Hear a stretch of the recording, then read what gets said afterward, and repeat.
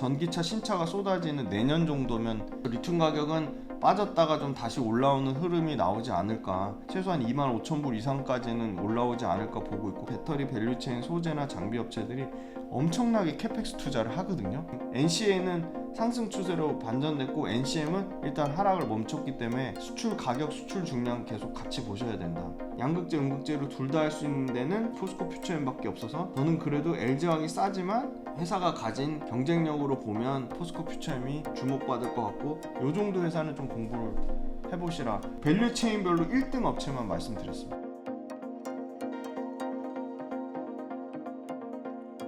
아니 이게 세 달에 16만 9천 원 맞아요, 웅달님? 네, 맞습니다. 3개월 다 해서 네. 이렇게 4개 강의에 16만 9천 원. 아닙니다. 요거에 한 곱하기 3.5 정도는 준비가 되어 있습니다. 그리고 어마어마한 분들이 강의를 하십니다. 이렇게 다 해서 16만 9천 원인 거죠? 네, 맞습니다. 와, 지금 강의 숫자로 진짜 치면 대박이네. 12강 정도가 되는 것 그렇죠. 같아요. 12강에 15,000원 16만 9천 정도 원. 되는 거죠, 한 강의? 그러니까요. 그러니까 15,000원이면 네, 보통 대학생 과외도 한 5만 원 하는 것 같은데 이런 게 진짜 진정한 혜자인 것 같아요. 네. 현재 2차 전지 시장 상황은 어떤가요? 많은 분들이 관심 제일 많은 게 리튬 가격입니다. 리튬이 환경적인 요인 때문에 그때 이제 CATL이라는 중국 1등 배터리 회사도 리튬 광산을 갖고 있는데 일부 물량을 줄였고, 중국의 뭐 소위 말하는 막 20위권 밖에 있는 엄청나게 많은 리튬을 재련 가공하는 업체들이 포화 상태에 이르러서 리튬 가격이 86.5 위안까지 빠졌거든요. 그럼 86.5 위안까지 빠지면 어떻게 되냐면 그 리튬 재련 가공하는 회사 입장에서는 역마진이거든요. 그 재련 가공하면 할수록 손해이기 때문에 더 이상 버티지 못하는 거죠. 자금력이나 글로벌 고객사가 다변화돼서 레퍼런스가 있지 않는 한 리튬 재련 가공하는 업체들 사이에서도 치킨 게임이 형성이 된 겁니다. 그래서 많이 무너져 내렸고요. 그래서 리튬 가격이 앞으로 여기서 바닥까지 내려왔기 때문에 더 빠지긴 어려울 것 같고, 리튬 가격이 앞으로 올라올 건데, 다행인 거는 전기차 시장이 조금 주춤하니까요. 리튬이온 배터리는 전기차에만 쓰는 게 아니고요. 각종 전동 공구에도 쓰고 IT 제품에도 쓰고 ESS라는 에너지 저장 장치에도 쓰고요. 엄청나게 많이 씁니다. 이제 전기 선박도 나올 거고요. 이제 여의도 위에 그 도심항공 모빌리티라고 날아다니는 이제 택시가 생기거든요. UAM 들어보셨을 거예요. 다 그거 배터리 쓰는 거거든요. 그러면 수요는 일시적으로 둔화될 수 있지만 전기차 수요 둔화되는 부분을 로봇 시장이 대략 500조 시장이고요. 도심항공 모빌리티가 대략 200조 시장이고요. 아까 말씀드린 ESS 에너지 저장 장치 시장이 400조 시장이에요. 그러면 발빠르게 LG엔솔이나 삼성 SDI나 SK온이 이런 ESS라든지 아까 말씀드린 도심항공 모빌리티라든지 그 다음에 로봇이라든지 전동공구라든지 이런 쪽으로 엄청난 배터리 수요를 삼성, SDI, LG엔솔, SK온이 글로벌 선두권, 최상위권 배터리 업체이기 때문에 이 전기차의 부진을 ESS 쪽으로 커버를 하고, 또 일부 로봇이나 전기 선박이나 이런 쪽으로 확장성, 어플리케이션 확장성이 있기 때문에 배터리의 수요는 계속 부진할 수밖에 없다. 근데 다만 배터리가 아주 진짜 배터리의 그 확산을 원하려면 배터리 가격이 경쟁력 있게 싸져야 됩니다. 그래서 배터리 가격이 많이 다운이 되고 있어요. 한국이 23% 배터리 시장 점유율 차지했고 중국을 포함한 겁니다. 중국을 제외하고는 한국이 1등인데요. 한국이 23%, 중국이 70%였는데 2030년 넘어가는 순간부터 중국을 포함해도 당연히 한국이 전체 5,500기가와트 시장에서 한국이 글로벌 탑으로 다시금 올라갈 가능성이 매우 높다. 그래서 리튬 가격은 지금 84.5 위안까지 빠졌다가 그 리튬 공급이 줄어든다는 이슈가 나오면서 한 110까지 다시 올라갔다가 지금 뭐 96.5, 뭐 90 초반까지 내려왔는데요.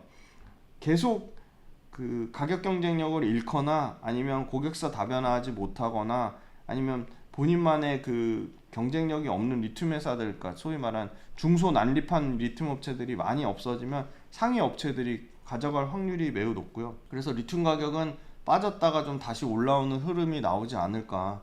언제 올라오냐 그러면 의미 있는 리튬 가격 올라오는 거는 전기차 신차가 쏟아지는 내년 정도면 굉장히 리튬이 다시금 톤당 지금 15,000불 정도 수준인데요.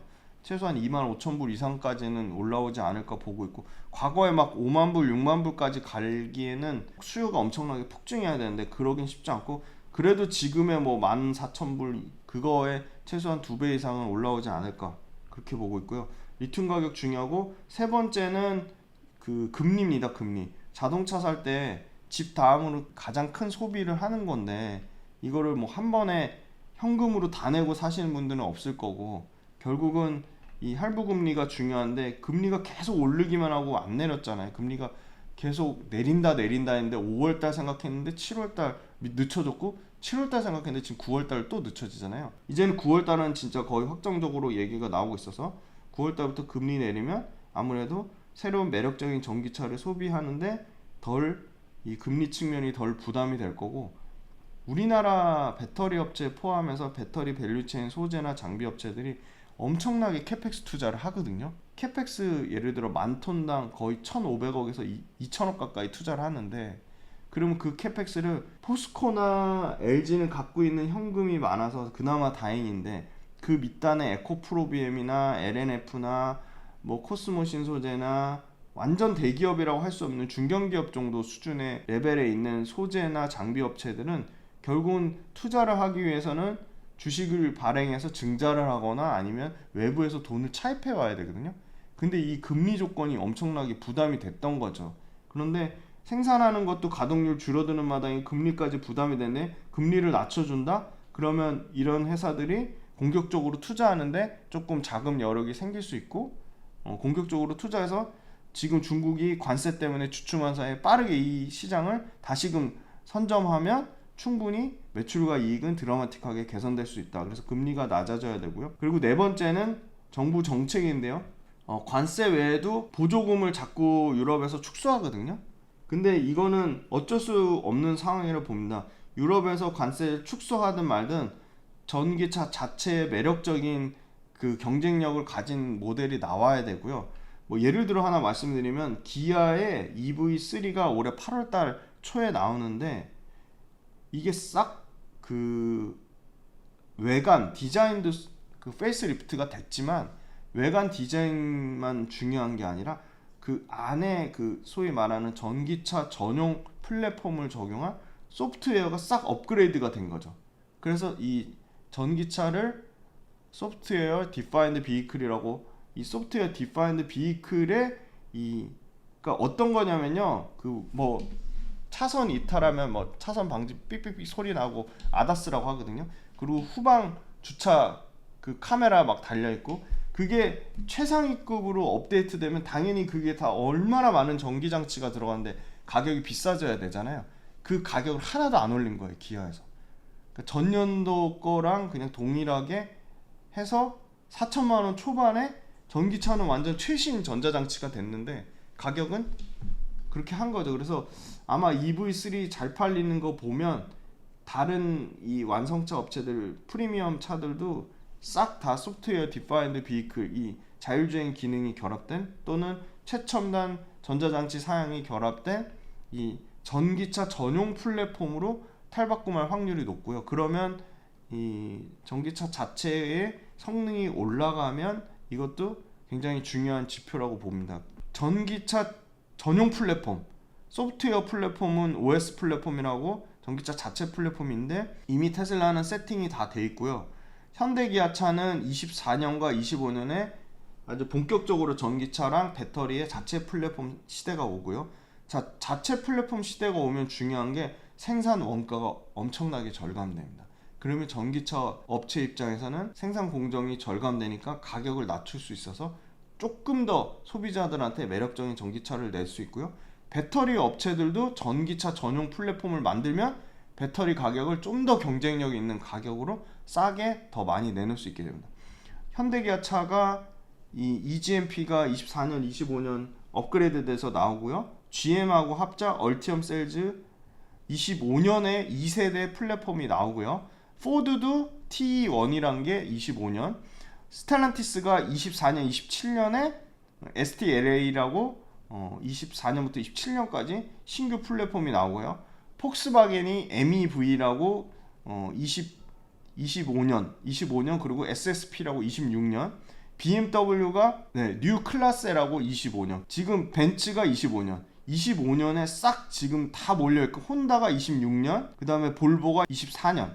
그래서 24, 25, 26년에 이 전기차 전용 하드웨어 플랫폼, 소프트웨어 플랫폼이 상당 부분 업그레이드가 된다. 그러면 전기차 자체도 매력적이지만 최첨단 자율주행 기능과 최첨단 아다스 기능이 결합된 이 전기 장치로의 전기차의 성능이 상당히 극대화될 거다. 마지막 데이터는 수출 데이터입니다. 5월 달에 한국 양극재 수출 데이터가 전월 대비 10% 감소했습니다. 그런데 기대하는 거는 가격인데요. 가격이 1월 달, 2월 달, 3월 달, 4월 달에 1월 달에 1.8, 2월 달에 1.6, 3월 달에 다시 1.8, 4월 달에 2.0, 2만 톤. 그래서 5월 달에 과거에 가장 수출 데이터로 높았던 게 2만 6천 톤인데 5월 달에 드디어 2만 톤이 넘은 2.2만 톤이 나왔거든요. 2.2만 톤이 의미가 있는 게 역대 가장 좋았던 시기 2023년, 22년도의 평균값입니다. 그러니까 2만 2천 톤 수준까지 안착했다는 거는 작년 11월, 12월 달에 수출 중량이 바닥 찍고 턴어라운드 하기 시작하면서 평균치까지 올라왔다는 겁니다. 그래서 이 양극재 수출 데이터 의미가 있을 것 같고요. 가격이 양극재 수출 가격도 킬로그램당 36불 정도 수준으로 계속 빠지다가 지금은 이제 가격 하락을 멈췄습니다. 지금 NCA는 상승 추세로 반전됐고 NCM은 일단 하락을 멈췄기 때문에 수출 가격, 수출 중량 계속 같이 보셔야 된다. 그래서 원자재 가격, 리튬 가격, 그 다음에 월별 판매량, 월별 배터리의 출하량, 그 다음에 각종 완성차 업체들의 이 신규 플랫폼, 전기차 전용 플랫폼의 출시 여부, 그 다음에 다섯 번째는 그 양극재를 포함한 2차전지 밸류체인의 수출 데이터, 요 다섯 가지, 금리까지 6가지의 의미 있는 지표를 확인해 보시면 좋을 것 같습니다. 가장 압도적으로 시세를 내는 건 아까 그 충전과 관련된 완성차 업체들도 공통적으로 신경 쓴 게 충전이고요. 소비자들도 작년에는 비싼 가격을 얘기했는데 올해는 소비자들이 가장 불만인 게 뭐냐 1등 꼽은 게 충전이고요. 두 번째가 가격적인 부분, 세 번째 또 충전 인프라 개선됐으면 좋겠다. 충전의 답이 두 개가 나왔습니다. 그 말은 만드는 쪽이나 사는 쪽이나 모두 충전을 신경 쓴다는 거고요. 그래서 충전 성능을 월등히 개선시킬 수 있는 소재가 실리콘 음극재고, 실리콘 음극재에 대해서 좋게 얘기했다가 엄청나게 욕을 먹었는데 이제 부각받아서 너무 다행이고요. 앞으로도 계속 커질 수밖에 없는 상황에서 현재 지금 4월달, 5월달, 6월달까지 계속 주도주로 움직인 거는 이 실리콘 음극재를 만드는 대주전자재료라는 회사가 주도주로 배터리 셀 내에서 차별화된 모습을 나타냈고요. 1월달부터 6월달까지 계속 좋았던 거는 전해액을 만드는 엔캠이라는 회사입니다. 왜냐면 엔캠이 캐파도 2배, 3배, 4배 이렇게 늘린다고 하지만 그 2배, 3배 늘린다는 거는 캐파가 늘어나는 만큼 그만큼 매출과 이익이 캐파 늘어난 만큼 투명하게 늘어나는 거거든요. 그런데 지금 엔캠 같은 경우는 계속 캐파를 증설하려면 아까 말씀드렸듯이 재무구조가 좋아야 돼요. 외부에서 돈을 차입하거나 주식을 증자하거나 해야 되는데 그렇게 엔캠이 재무구조가 엄청나게 좋은 상황은 아닌 것 같습니다. 그래서 이 부분은 재무 상황에 대한 팩트 체크가 필요해 보이고, 양극재 단에서는 양극재 5대 천하, 에코프로비엠, LG화학, 포스코 퓨처엠, LNF, 코스모 신소재가 있는데요. 재미난 거는 리튬 가격이 빠진 거를 가장 타격을 덜 받은 게 코스모 신소재고요. 코스모 신소재가 유일하게 규모가 워낙 제일 작기도 해요. 작년에 2만 톤인데 올해 하반기에 5.5만 톤을 증설해서 올해 총 10만 톤 생산 체제로 가려고 합니다. 그러면 코스모 신소재는 이 계획에 대해서 연기하거나 취소하지 않았어요. 그래서 양극재 단에서는 코스모 신소재가 가장 주가가 견조하게 뒷받침이 되고 있는 거고요. 그러면 올해는 이제 상반기가 끝났으니까 하반기에 다 좋아질 건 알겠고, 올해 하반기에 얼마나 좋아지냐, 결국 물량이 늘어나야 되는데 포스코 퓨처엠이 연간 물량이 올해 하반기에 40% 이상 늘어나고요. 대략 에코프로비엠 늘어나는 게 대략 20% 정도 예상을 하고요.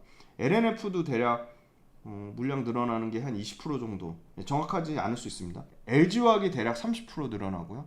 코스모 신소재도 대략 한 30% 정도 수준이에요. 그러니까 물량 늘어나는 걸로 치면 포스코 퓨처엠, LG화학 정도가 가장 물량이 올해 하반기에 많이 늘어나는 거고요. 내년이 중요한데 내년에는 에코프로비엠도 100% 이상 늘어난다고 하고 코스모 신소재도 100% 이상 늘어난다고 하고 LG화학도 100% 늘어난다고 하고 포스코 퓨처엠도 100% 이상 다 늘어난다고 합니다. 그래서 내년에 양극재 업체들이 실적이 엄청나게 개선된다고는 하는데 일단은 올해 2분기는 판가 빠진 부분에 계속 영향을 받는 거고 리튬 가격 판가 빠지는 게 그럼 언제 없어지냐? 올해 3분기부터 97, 89 그때부터 이제 조금 판가 하락이 마무리되면서 실적 추정치가 올라간다고 하니까 양극재 단에서는 아까 말씀드린 포스코 퓨처엠 LG화학이 제일 매력적으로 보이는데 다만 LG화학은 밸류에이션이 너무 싸고 포스코 퓨처엠은 너무 비싸거든요. 근데 포스코 퓨처엠은 앞으로 양극재만큼 주목받는 게 음극재거든요. 왜냐면 음극재가 충전 성능과 관련이 있는 거니까 양극재, 음극재로 둘 다 할 수 있는 데는 역시 포스코 퓨처엠밖에 없어서 저는 그래도 LG화학이 싸지만 회사가 가진 경쟁력으로 보면 양극재, 음극재를 다 하는 포스코 퓨처엠이 좀 주목받을 것 같고 지금 현재 밸류의 포스코 퓨처엠의 음극재 부분은 주가 측면으로는 그렇게 막 음극재를 뻥튀기 해서 반영이 된 건 전혀 아닌 상황인 것 같고 배터리 셀단에서는 작년에 어떻게 보면 실적이 보수적으로 잡았던 삼성 SDI가 올해 가장 공격적으로 제일 덩치 큰 압도적인 1등인 LG엔솔도 지금 주춤하고 있거든요. 투자를 안 하거나 보수적으로 하거나 뭔가 공정 전환을 하거나 그 정도 수준인데 삼성 SDI가 올해 6조 1천억 투자하면서 공격적으로 고객사를 다변화하고 있습니다. 그래서 배터리 셀단에서는 삼성 SDI가 지금 현재로서는 가장 강해 보이고 양극재는 아까 말씀드린 포스코 퓨처엠, 음극재는 대주전자재료. 그리고 생각보다 부품단에서 TC스틸이라는 회사가 이 원통용 배터리가 앞으로 많이 바뀔 건데 원통용 배터리에 들어가는 니켈 도금 강판의 독점입니다. 독점. 그러니까 경쟁사가 있어요. 뭐 그 일본의 토요코안이라는 회사도 있고 국내 동국산업이라는 회사도 있고 인도의 타타스틸이라는 회사도 있는데 생산 캐파로 21만 톤으로 얘네가 글로벌 생산 캐파로 1등입니다. 작년에 증설해서 그게 본격적으로 실적이 반영되는 게 올해고요. TC스틸의 이 니켈 도금 강판의 원자재를 공급해 주는 데가 포스코홀딩스거든요. 그 석도 BP라고 하는 이 석도 BP를 아무나 안 줍니다. TC스틸하고 뭐 KG스틸 그다음에 이제 신규로 양산하려고 하는 동국산업 정도 요 정도한테만 이 석도 원판을 주거든요.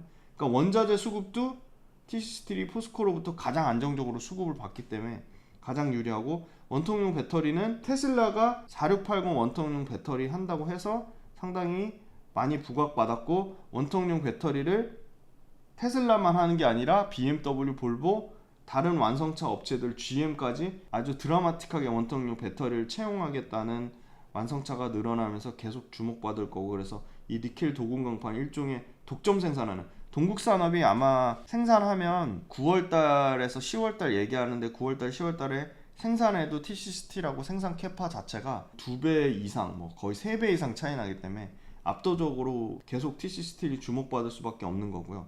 장비단에서는 그 PNT라는 회사가 있는데 전극 공정, 조립 공정, 활성화 공정 이 세 가지가 이제 배터리를 만드는 공정인데 가장 중요하고 가장 어렵고 가장 그 기술 난이도가 있고 그리고 가장 중요한 공정이 말 그대로 양극과 음극을 만드는 공정입니다.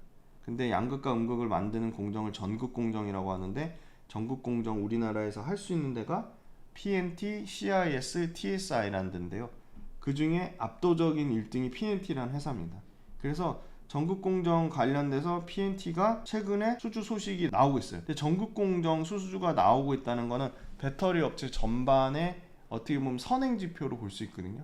왜냐면 가장 먼저 발주를 내야 되는 거고 생산 기간에 소요되는 게 2년 정도 걸리는 거니까 말 그대로 배터리의 기본 성분을 만드는 거거든요. 근데 전국공정 3사 수주가 보면 PNT가 올해 1분기 기준으로 1조 9천억까지 올라왔어요. 그러니까 이제 올해 2조 수주 시대가 나오는데 PNT만 개선되는 게 아니고요. CIS 같은 경우 2등 업체인데 3천억대 수주에서 8,796억으로 수주가 늘어났고요. 3등 업체 TSI가 985억에서 4,659억으로 전반적인 전국 공정 만드는 업체들의 수주가 드라마틱하게 좋아지고 있습니다. 그런데 아까 말씀드렸듯이 전국 공정 가장 그 공정 타 공정 아까 조립이나 활성화 공정 대비해서 그 공정 자체도 어렵고 까다롭고 기술 진입 장벽도 있는데 이 리드 타임도 오래 걸려요. 그래서 완성차 업체나 배터리 업체 가장 먼저 발주를 주거든요. 그러면 이게 결국은 장기적인 캐즘의 어떻게 보면 선행 지표가 되는 거죠. 그런데 통상 인도하는 데까지 2년 이상 걸리는데 지금 발주를 준다는 거는 25년, 26년 물량께 미리 땡겨서 들어간다는 얘기예요. 그래서 지표가 잘 나오고 수주가 2조씩 쌓이니까 PNT가 소재 업체들 갈 때 하나도 주가가 못 갔는데 1, 2, 3, 4 계속 앉았다가 5월 달부터 주가가 반등이 나와서 드디어 이제 연초 대비 50% 넘는 가격까지 왔고요. PNT는 앞으로 좀 계속 좋지 않을까. 왜냐면 PNT는 실제로 장비 만드는 기술력도 있지만 LFP 배터리 만드는 기술력도 갖고 있거든요. 그래서 PNT가 아마 자동차 쪽에는 못 들어가더라도 아까 말씀드린 IT나 전동공구나 이런 기타 어플리케이션에는 실제 LFP 배터리도 발주를 하지 않을까 내년 정도 되면. 그래서 가장 장비 업체 중에는 가장 기술력 있는 회사 이 PNT는 계속 1등 회사가 계속 갑니다. 그래서 정리해드리면 배터리 셀에 삼성 SDI, 양극재의 포스코 퓨처에 LG와 음극재의 대주전자재료, 그 다음에 전해액의 엔캠, 그리고 동박의 롯데에너지 머티리얼즈, 부품의 니켈 도금 강판하는 TC 스틸, 장비의 PNT, 요 정도 회사는 좀 공부를 해보시라. 밸류 체인별로 1등 업체만 말씀드렸습니다. 첫 번째는 밸류에이션의 변화폭이거든요. 그러니까 얼마나 비싸졌는지 여부인데 아까 포스코 퓨처엠이 내년 실적 땡겨와야 80배 정도 수준인데 글로벌 업체들하고 비교해 보실 필요는 있습니다. 왜냐면 포스코 퓨처엠이 음극재 기준으로는 글로벌 10위고 양극재 기준으로는 10위권 밖이거든요. 그래서 글로벌 업체들이 평균 PER 얼마 받는지 그걸 비교해 보시고 글로벌 업체들 평균 PER이 뭐 대표적으로 벨기에 유미코라는 회사가 있을 거고 중국의 샹샹이라는 회사가 있을 거고 여러 회사들이 있거든요. 그런 회사들의 평균 PER을 대략 25년도로 예상해 보면 20배니까 포스코 퓨처엠이 양극재, 음극재 다 한다고 하지만 80배의 밸류를 받는다? 그럼 상당히 밸류에이션에 부담이 있는 거거든요. 그래서 글로벌 업체랑 밸류에이션 비교할 필요는 있다.